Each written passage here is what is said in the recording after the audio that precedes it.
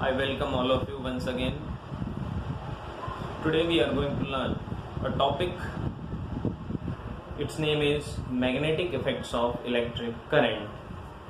इस चैप्टर में हमने कल क्या पढ़ा इसके बारे में देखते हैं। सबसे पहले हमने पढ़ा कि किस तरह से कोई एक बार मैग्नेट अगर है आपके पास, तो इस बार मैग्नेट में पोल्स होंगे नॉर्थ और साउथ पोल। जैसे इलेक्ट्रिसिटी में हमने पढ़ा था कि किस तरह नॉर्थ और साउथ पोल एक पॉजिटिव चार्ज और निगेटिव चार्ज के जैसे बिहेव करेंगे, है ना। तो इसके अराउंड इसका मैग्नेटिक फील्ड होगा, ये भी हमने देखा। उसके साथ साथ हमने देखा कि किस तरह हम लिखते हैं मैग्नेटिक डाइपोल मोमेंट को।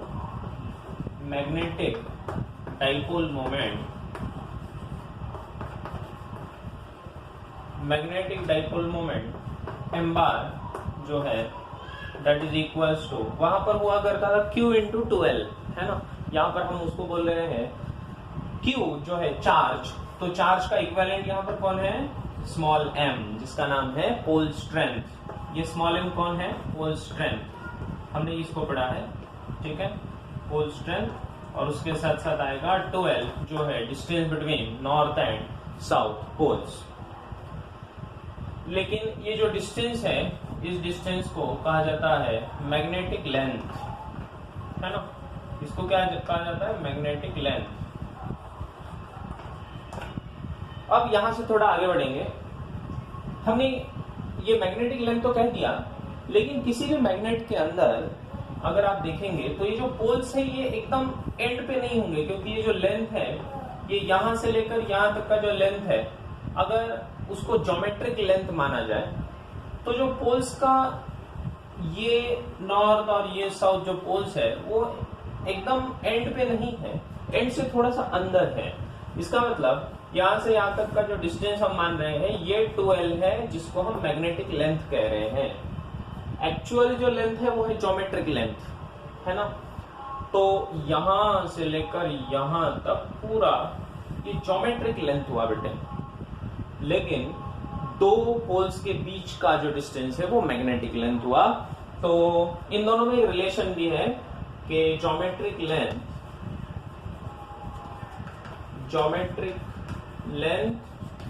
Is equals to 6/5 times the magnetic length.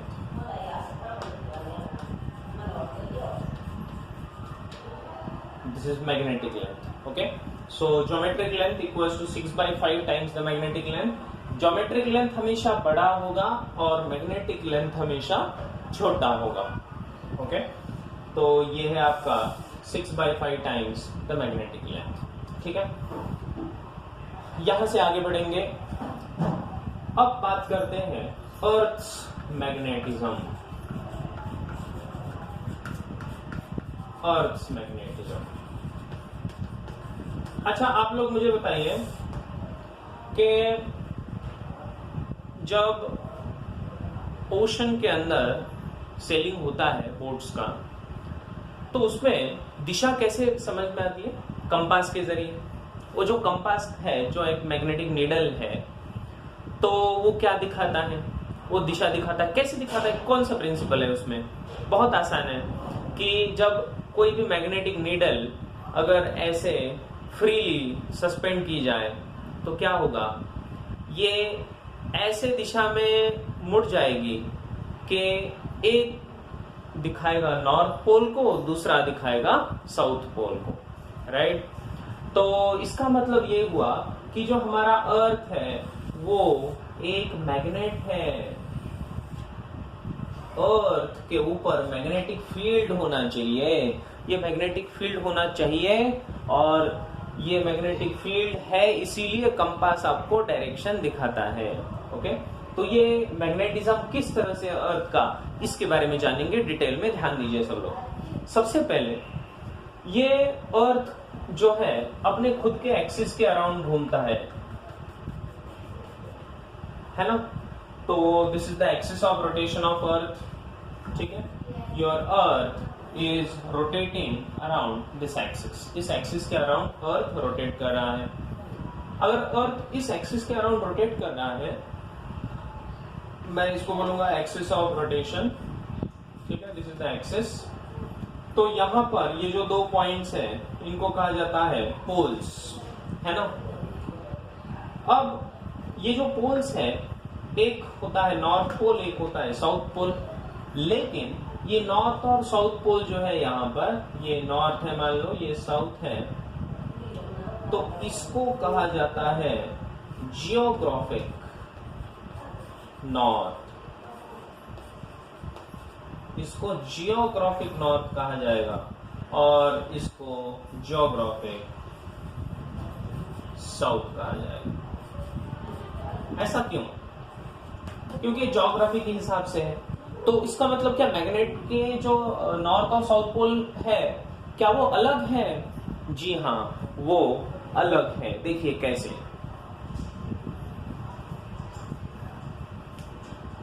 अब आप अगर आपकी कंपास निडल लेते हुए अगर अर्थ पे खड़े हैं तो वो कहां पर पॉइंट आउट करेगा?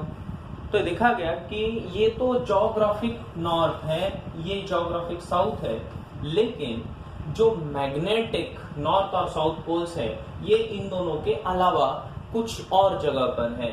ये देखा गया कि at some angle there is another axis, और यहाँ पर ये एक्चुअल जो नॉर्थ पोल है, जो मैग्नेटिक पोल हम जिसको कहते हैं, तो वो यहाँ पर है. तो ये जो पॉइंट है इसको कहा जाएगा मैग्नेटिक पोल. तो ये है मैग्नेटिक नॉर्थ और ये होगा आपका मैग्नेटिक साउथ.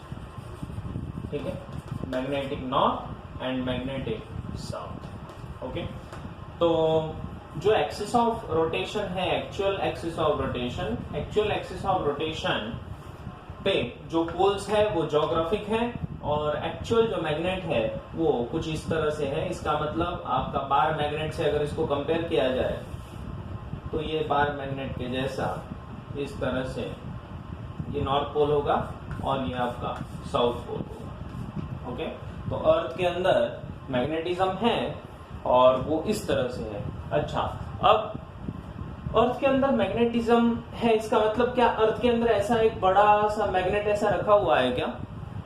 है ना, ये क्वेश्चन हम पूछ सकते हैं कि अगर अर्थ के अंदर मैग्नेटिज्म है तो फिर क्या यहाँ पर एक ऐसा मैग्नेट रखा हुआ है? तो इसका रीजन है कि ये देखा गया कि अर्थ के अंदर जो इसका कोर है, इस कोर में मोल्टन आयरन है, और ये मोल्टन आयरन जब मूव होता है उसके कारण करंट फ्लो होता है, और वो जो करंट है, that current in the earth's crust gives rise to magnetic field. जहां पर इलेक्ट्रिक करंट है, लास्ट लेक्चर में हमने देखा, जहां पर इलेक्ट्रिक करंट हो वहां पर मैग्नेटिक फील्ड होगा ही होगा. So that is the reason for the magnetism, है ना. तो ये सबसे इंपॉर्टेंट पॉइंट था कि किस तरह से earth has its magnetism, and it is due to the molten iron which is flowing in the earth's crust producing electric current.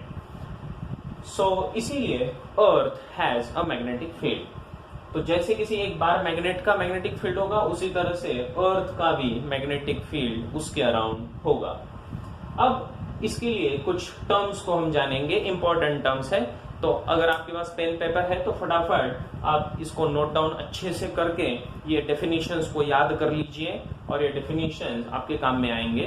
देखिए, ध्यान दीजिए सब लोग. सबसे पहला डेफिनेशन हम डिफाइन करेंगे जियोग्राफिक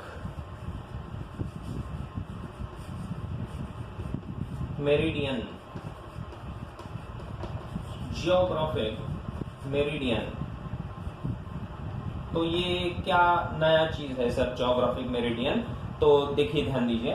ज्योग्राफिक मेरिडियन का मतलब होता है अगर आपके पास कोई एक प्लेन है, सब लोग प्लेन समझते हो ना, जैसे आपके नोटबुक का कोई पन्ना है ना, पेज है एक, वो जो पेज है उस पेज को अगर इनफाइनाइटली बढ़ा दोगे चारों ओर तो वो क्या बन जाएगा? प्लेन बन जाएगा.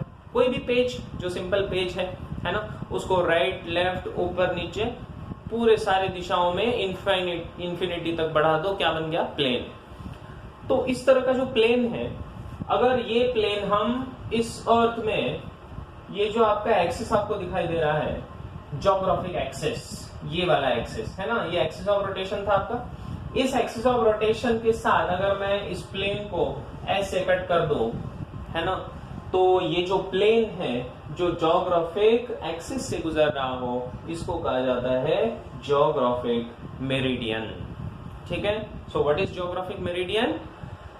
It is the vertical plane at a particular place. At a particular place मतलब अर्थ पर जहां पर है हम खड़े, मान लो कि मैं यहां पर खड़ा हूं, तो मैं यहां से क्या करूंगा, एक वर्टिकल प्लेन ले लूंगा, और वो कहां से मुझे पुटअप करना है, उसको अपने अर्थ के एक्सिस ऑफ रोटेशन से अगर मैं कट कर दिया, तो वो वर्टिकल प्लेन मेरे लिए, मेरी जगह के लिए हो जाएगा ज्योग्राफिक मेरिडियन, है ना। अब आप जहां पर ये वीडियो देख रहे हो उस प्लेस पर आप सोचो कि आपका जो प्लेन होगा, है ना, जो अर्थ से गुजरेगा, क्या मेरा प्लेन और आपका प्लेन दोनों का जो ज्योग्राफिक मेरिडियन है, क्या वो सेम होगा? नहीं, अलग अलग होगा। मेरे प्लेस पे ये अलग है, आपके प्लेस पे वो अलग होगा, राइट। तो geographic meridian is different at different places. ये सबसे पहला डेफिनेशन था। Second definition, magnetic meridian. Magnetic meridian, देखिए मैग्नेटिक मेरिडियन का मतलब क्या है? मैग्नेटिक मेरिडियन मतलब फिर से अपनी जगह पर एक ऐसा प्लेन, इस प्लेन को अब अर्थ के एक्सिस से कट ना करते हुए हम इस नॉर्थ साउथ जो मैग्नेटिक पोल्स है, मैग्नेटिक एक्सिस से अगर हम इसको कोइंसिडेंट करेंगे, यहां से ये गुजरेगा, तो उसको कहा जाएगा magnetic meridian. What is magnetic meridian? It is the plane which at a place is passing through, vertically passing through, है ना, passing through the magnetic axis of the earth। ठीक है, ये इससे गुजरने वाला जो एक्सिस होगा, इसका नाम क्या होगा? मैग्नेटिक एक्सिस कहा जाएगा ना, राइट। तो मैग्नेटिक एक्सिस से गुजरने वाला जो प्लेन रहेगा उसका नाम होगा magnetic meridian. Is it clear to all? Geographic meridian and magnetic meridian. Okay, अब यहां से आगे चलते हैं। अब इसमें कुछ इंपॉर्टेंट चीजें हमें पढ़नी है, ध्यान दीजिए सब लोग।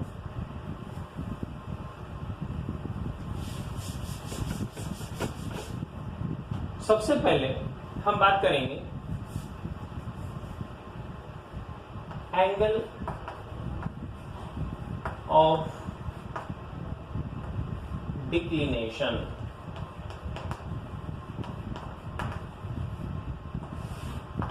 अब सब लोग ध्यान दो, what is angle of declination? ये देखा गया कि जहां पर मैं खड़ा हूं, किसी भी प्लेस पे जहां पर मैं खड़ा हूं, वहां पर अगर मैंने एक ज्योग्राफिक मेरिडियन जो वर्टिकल प्लेन होगा मेरे लिए, वो एक प्लेन मैंने इंसर्ट कर दिया, और मैग्नेटिक मेरिडियन एक मैंने ड्रॉ कर लिया जो मैग्नेटिक एक्सिस से गुजर रहा हो, ऐसे दो प्लेन्स जब मैं किसी एक जगह पर लाऊंगा, तो दोनों में जो एंगल बनेगा उस एंगल को कहा जाता है angle of declination, alpha. Okay, so what is angle of declination? Angle of declination is the angle eight a particular place between, किसके बीच में? Geographic meridian and magnetic meridian.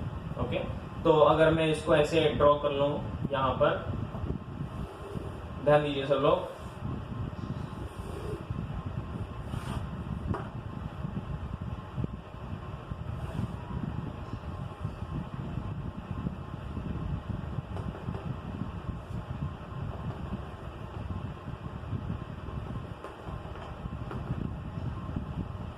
देखिए, सो यहां पर geographic meridian and magnetic meridian ये दोनों मैंने draw कर लिए। तो ये जो ये प्लेन आपको दिखाई दे रहा है, इसका नाम है अगर ज्योग्राफिक मेरिडियन,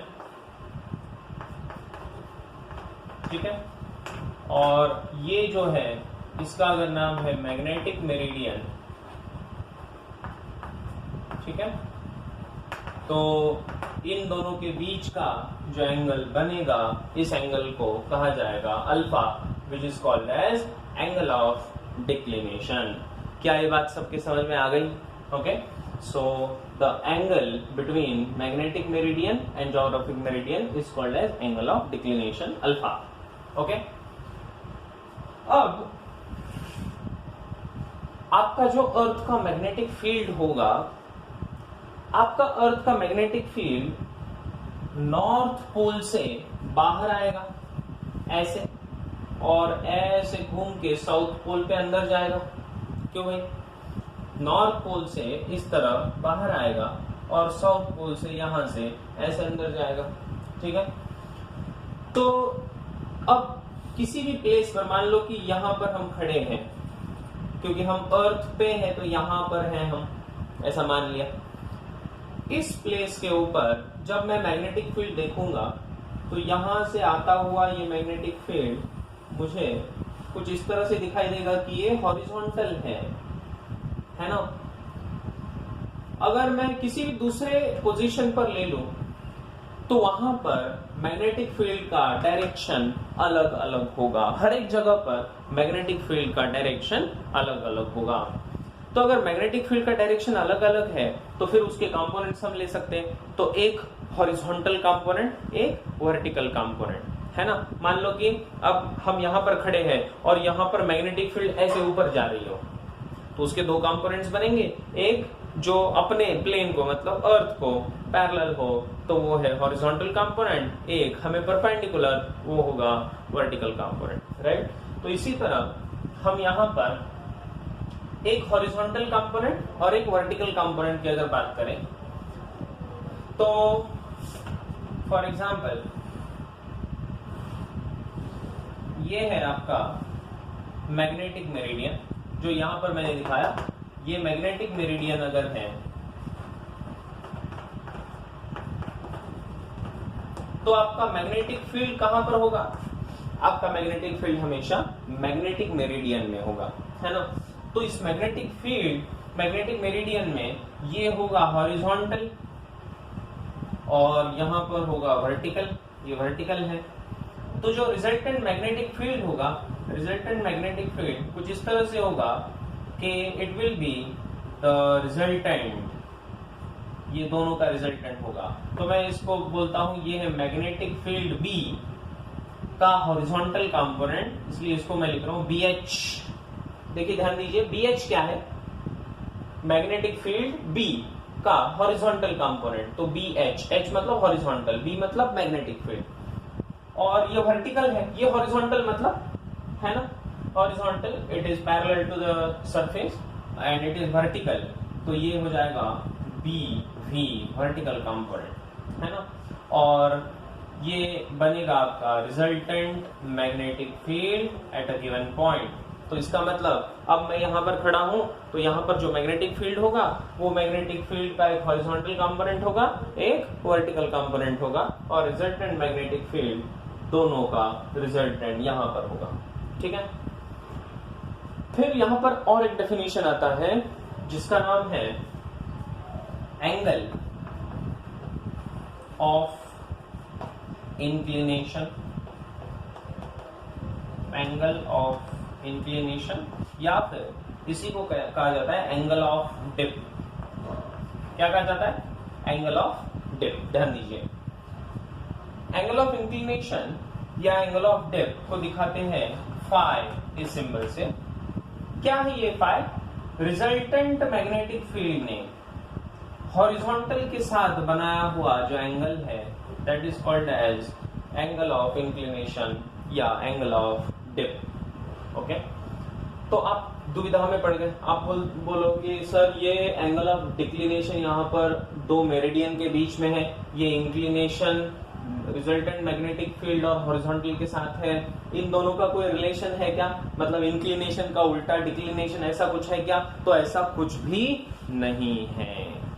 फिर से बता रहा हूं, angle of declination, angle of inclination एक जैसा दिखता है कि इंक्लिनेशन अगर ऊपर है तो डिक्लिनेशन नीचे होगा, ऐसा कुछ भी नहीं है।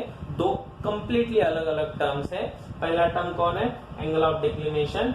दो मेरिडियन के बीच का है, और angle of inclination resultant magnetic field ने horizontal component of magnetic field के साथ जो बनाया हुआ एंगल है वो है एंगल ऑफ डिप या इंक्लिनेशन, फाई से दिखाया जाता है। क्या ये डेफिनेशन आपको क्लियर है? ओके, यहां तक सब क्लियर हो गया आपको?